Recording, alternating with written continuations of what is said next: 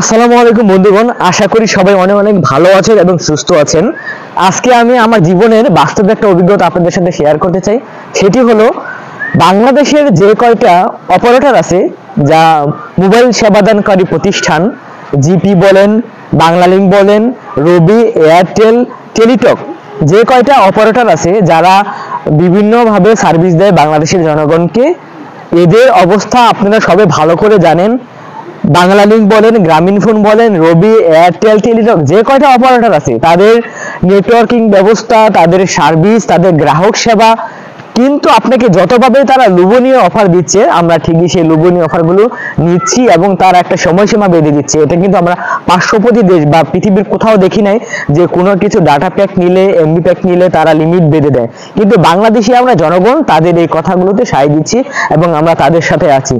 কিন্তু গত 2 দিন আগে আমার সাথে এমন একটি ঘটনা ঘটে গেছে, আমি খুবই আপসেট হয়েছি। আমি এত পরিমাণে আপসেট হয়েছি, যার কারণে আমি তাদের অফিসে কয়েকবার করে যোগাযোগ করেছি। একবার না, দুইবার না, তিনবার না, তিনবার 4বার করে আমি যোগাযোগ করেছি যে ভাই আপনারা এই কাজটি আমার সাথে কিভাবে করলেন।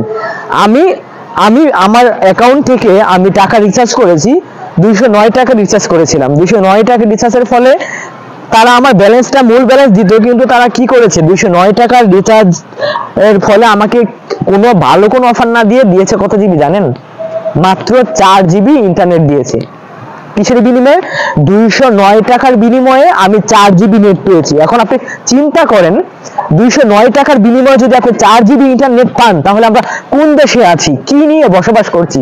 তাহলে বাংলালিংক থেকে আমি মাত্র 209 টাকার বিনিময়ে 4 জিবি নেট পেয়েছি। সিমটা কি? বাংলালিংক। তারা কিভাবে প্রতারণা করেছে আমার সাথে, এবং এভাবে বাংলাদেশের প্রত্যেকটা জনগণের সাথে এভাবে প্রতারণা করছে। 209 টাকার বিনিময়ে যদি আমি 4 জিবি পাই, তাহলে তারা কিভাবে দেয় 209 টাকার বিনিময়ে 4 জিবি ইন্টারনেট? আপনি কি মানবেন? আপনি কি বলবেন যে আপনার ভাইকে যে 209 টাকা দিয়ে তুই 4 জিবি নেট নে? আপনি কি বলবেন আপনার বন্ধুকে যে 209 টাকা দিয়ে 4 জিবি ইন্টারনেট নে? তাহলে ভাই আমি কতটুকু আপসেট হয়ে আমি এই ভিডিওটা করছি এবং আপনাদের সাথে শেয়ার করছি।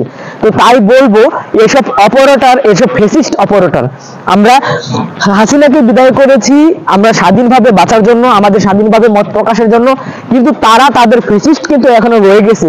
209 টাকায় 4 জিবি ইন্টারনেট তারা কিভাবে চালু করে রেখেছে? আমি তো যদি জানতাম 209 টাকা দিয়ে 4 জিবি ইন্টারনেট দিবে, তাহলে আমি কখনোই কি করতাম না, আমি এই রিচার্জটা নিতাম না তাদের কাছ থেকে। এখন ধরেন 209 টাকা দিয়ে যদি আমি 10 জিবি নিতাম বা 15 জিবি নিতাম, তাহলে আমার 1 সপ্তাহ বা আমার 7 দিন 15 দিন চলে যেত। কিন্তু আমি না জানার কারণে তারা এই অফারটা লুকিয়ে রেখেছে গুগল ফাঁদের মতো।